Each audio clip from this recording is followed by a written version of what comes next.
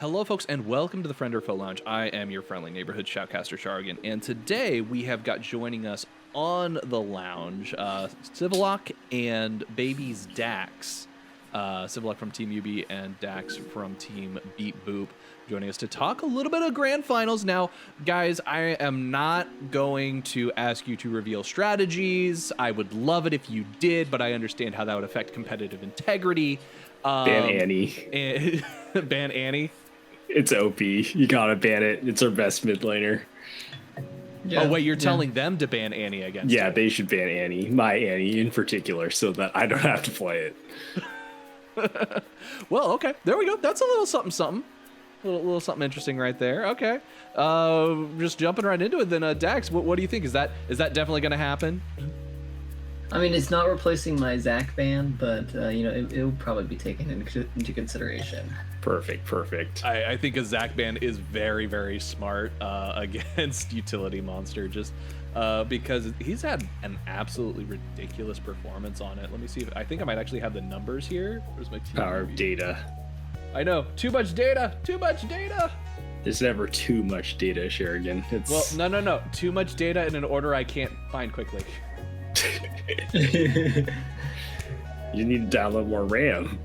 I do need to download more RAM. Okay, Zach. Okay, so he's actually got a 50%. I think it's probably like 60 or 70% because this is a little bit old. This is from his match versus Team Beat Boop. Actually, your previous matches, I have it pulled up right here. He had a 60% win rate on Zac, or 50% win rate on Zac at the time. I think he's won a couple of more since then, so it's probably closer to like 60. So yeah, definitely getting rid of Zac, smart play. Yeah. It's a very fun champion to play. Not so, I think I'm doing Josh a favor by taking it off the table. So, trying to make him play something a little less fun. I don't know if you can though. Yeah. Right. So kind of funny though. So you may not know this, Utility Monster has a atrocious Zac win rate in solo queue, much like my atrocious Annie win rate in solo queue. I don't know. It's a different game, I guess. Yeah. That's pretty funny. I'm not gonna lie. That's an indication though, where it's like coordinated team play versus solo queue play makes a difference. I know. It's like I'm in solo queue and I'm like, man, captain wants me to practice Annie. Fine, I'll lock it in. The matchup's pretty good. I'm gonna farm the minions, and then level 2, my jungler's like, I need help right now, and I'm like, I'm Annie. I can't even stun them because I don't have my spells yet. And then they die and ping me, and then I lose. I don't know what to say. I feel you. I feel you very, very much as a support. Just let me scale. Yeah. What was it like winning that round versus RLS, especially with how RLS actually seemed to kind of put you on the back foot and force it to go pretty long? Yeah, I mean, I think going into it, UB was definitely favored, and RLS was the underdog team, so we were pretty confident going in.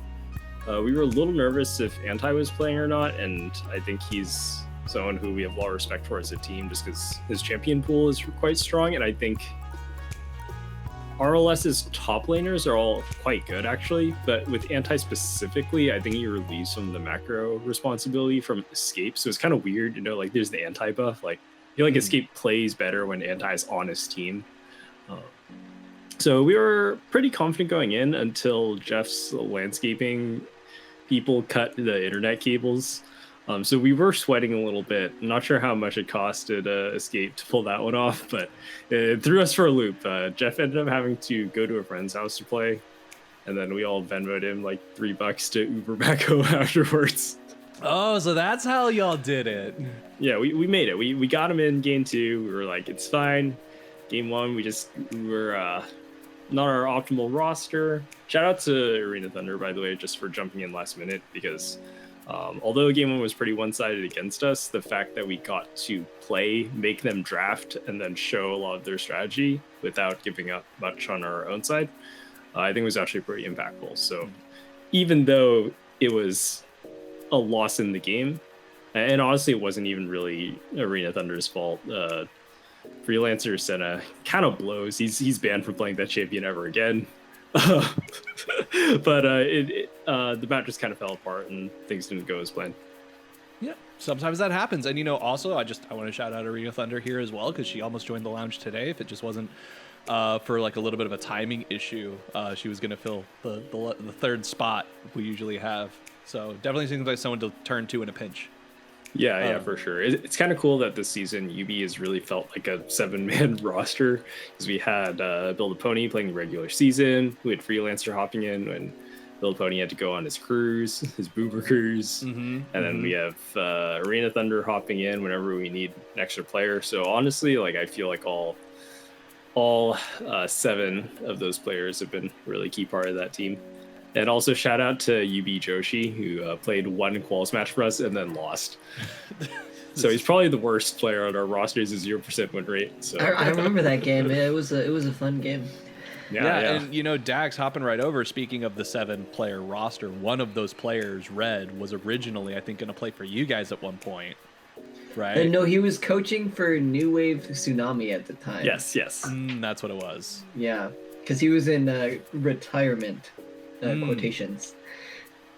Yeah, no, I've heard him talk about like you guys, like especially so like what was y'all's feeling taking down TDE? Because I know during the cast, Red made it very clear he was like, I would much rather face TDE than Baby, because it seems like he's like, Baby, we're gonna have to try.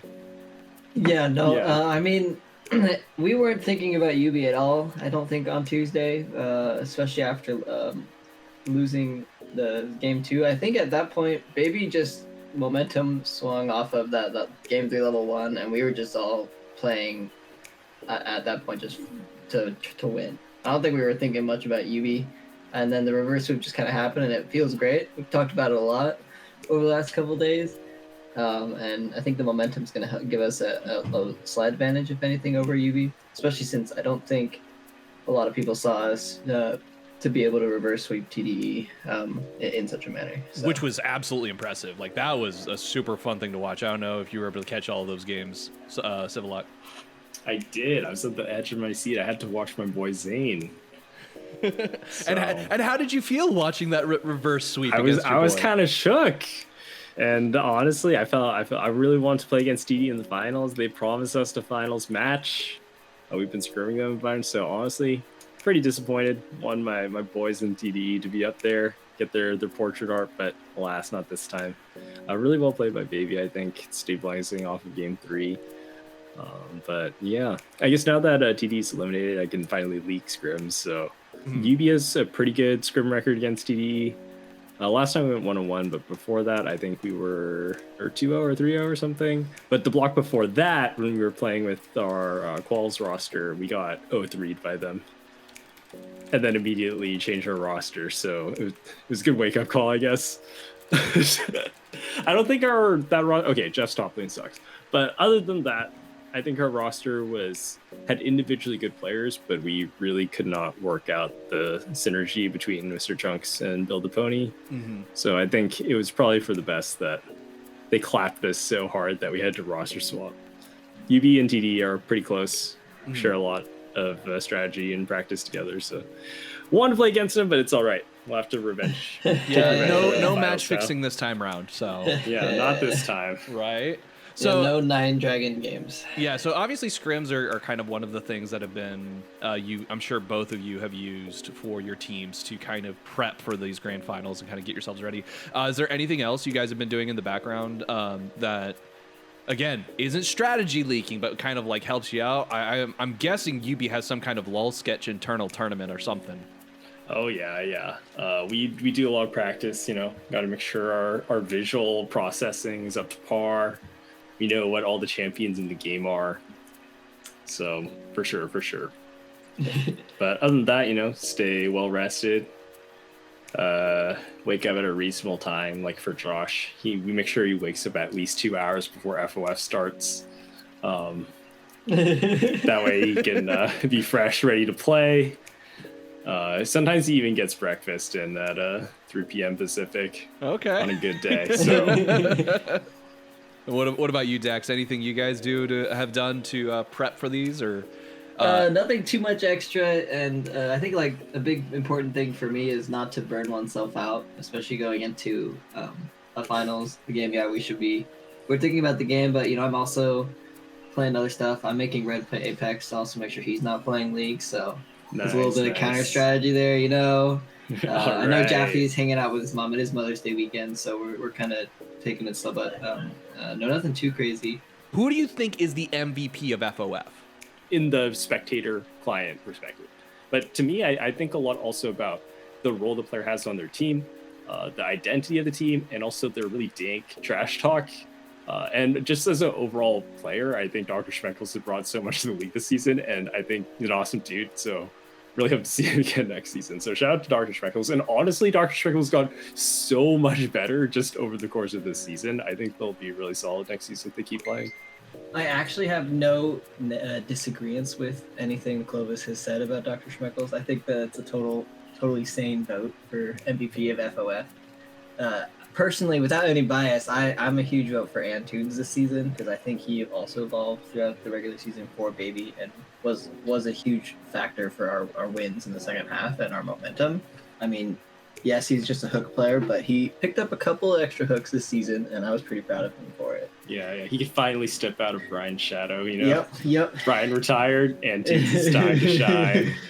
Yeah, no, I think those are some really good votes, especially, like, I totally agree with, like, Dr. Schmeckles and Antunes is kind of, like, the top two choices because those are both players that have just facilitated so much extra across the map in addition to, like, whatever lane they were in. Like, you could just see their presence affecting the rest of the game. I think I'd lean Dr. Schmeckles a little bit more than Antunes, but that's just because Antunes is a staple that we expect it at this point, so it's kind of like he's his own worst enemy in that sense of the vote. This is the reason why whenever you're doing a job, always give 80 or like up to 80, 90%, so that whenever they finally ask you to perform at max, when you perform that 100%, they think you're going 110, 120. Oh, sure, that's genius. It's brilliant. You always got to slack off just enough that you're able to come out swinging in the end. But all right, yeah. Well, either way, I think Grand Finals is going to be awesome. I'm super stoked. Beat Boop versus UB is honestly one of the outcomes that I expected to happen. I think it was either going to be UB versus Beat Boop or UB versus TDE. Like, it was just, like, especially with the way that last set of games started going. Like, I was really happy to see how powerful it was getting. But with that, so, like, moving on into future FoF competitions, especially League of Legends, we've got a pretty massive patch coming out. In 12.10, they're calling it the durability changes, which is basically a buff across the board. How do you think that's going to affect the FoF matches? Because I know usually things go pretty explosively, but they seem to drag on sometimes because you've got those missed skill shots, you've got mispositioning, and so do you think that that's going to make them even longer and we might see like a resurgence of some major tank picks, or how do you think that's going to affect things? Yeah, so I think system level changes like this are always complicated, and it's easy to say that tanks are better, but it's also like enchanter, like every character is benefiting from these same defensive buffs. Sure, tanks get, like, you get more defensive scaling, but every character values dying slower in a different way. So sure, tanks might be better, but when health bars are generally just higher, there's already preemptive nerfs to enchanters because healing and shielding is being cut. But I think enchanters and AD carries actually really like a metagame where it's hard to get one shot. So I expect to see a more front to back based metagame and then lesser reliance on skirmishing to get ahead. That's my prediction, at least. I'm just honestly interested to see tanks shift back more into the meta. Like, yes, I think they'll get buffed. I kind of am in the agreement, like, you know, when spell slingers like Rise or Victor have more HP, they're gonna theoretically get more spells off in fights, which could just be an issue. But I think overall, I'm just curious to see if the actual fights are being extended this much longer, how split push meta could come back into play. I think that's gonna be a factor here for me. But I'm just mostly curious to see if there's any major champion pool shifts for the jungle, to be honest. The system changes are always kind of fun. I just remember back when they first changed the map for the first time. Oh my goodness. That huge map change, like, that was so much fun. Yeah, so look at the old VODs. Mm-hmm. Old League of Legends is so ugly. I can't believe we played that game. I don't know. I'll be pretty happy. We've been in a really large assassin meta for about a season and a half now, ever since they did those like weird jungle buffs to like Talon, Zed, and Diana is also like a weird mage assassin. But I think she'll still be really strong with the durability changes because of her extended team fighting. But I'm excited to go away from assassin meta because I do agree with Riot and they're stating that kill time is too short in the game. I feel like there could be something to be done to alleviate that. So it'll be an interesting shift. I agree. I hope it means more variety overall. Like that's what I would love to see out of it, because we were talking about like the most recent champions that have come out, like Diego, Zeri, and how some of them have been a little bit problematic. And I think part of the reason why they're problematic is partially because they're doing things that other champions just haven't done before, or they're doing the same thing but slightly different or better. And then it's things like that I think are really, really cool, and I like them, and I think that their design philosophy is trying to make all these champions unique.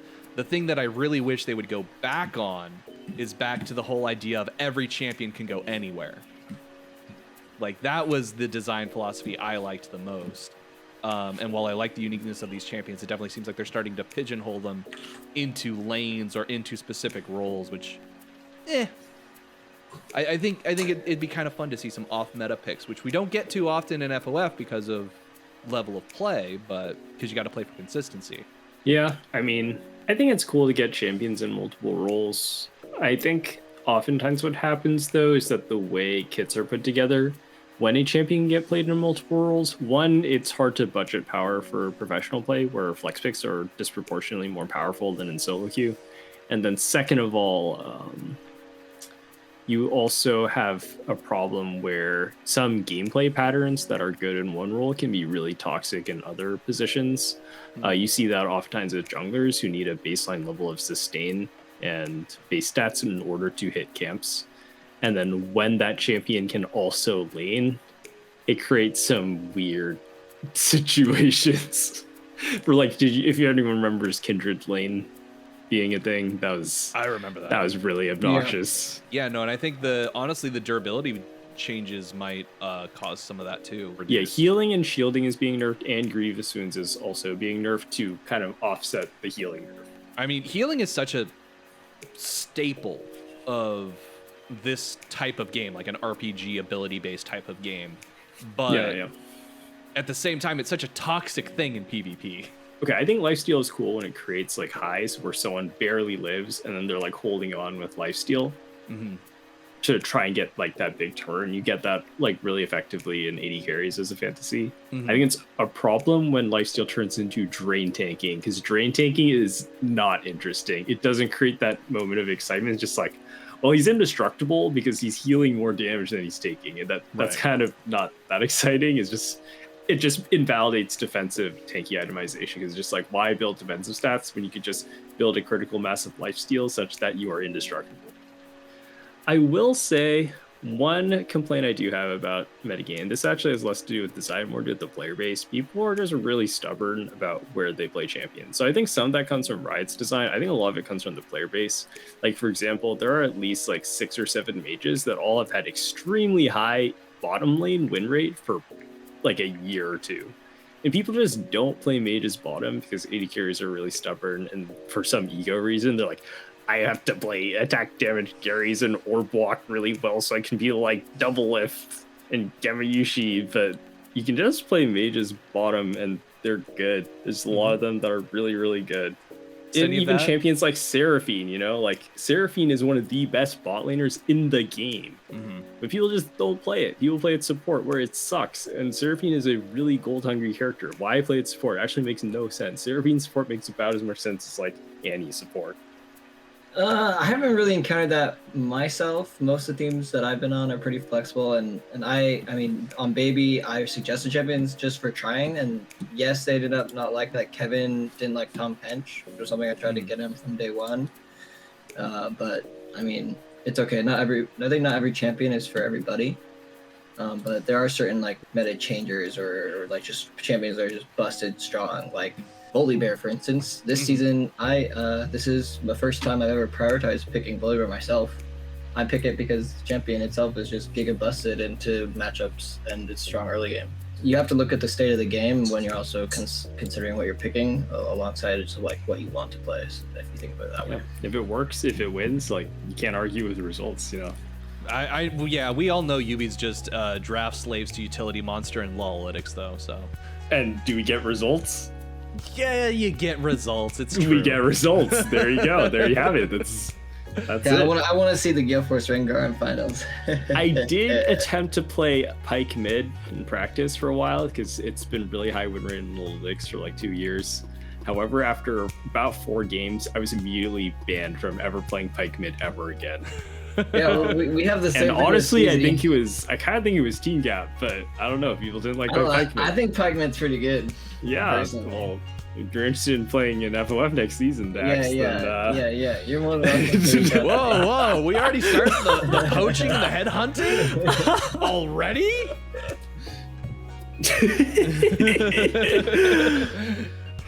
All right. Well, with that, I think we're gonna go ahead and close it out, guys. Really appreciate you dropping by. Like having both of you here. It's always a treat. Had some great insight, I think, into the way grand finals are going to look. I think it's going to be an absolute banger, just regardless of how things end up playing out. Like if the landscaping guys end up coming once again to Jeff's place, although I expect it'll be the electricians this time around. Yeah, I got to mix it up. You got to mix it up just a little bit and just kind of like all that, whatever sabotage Baby has got prepared, we're sure, right, Dax?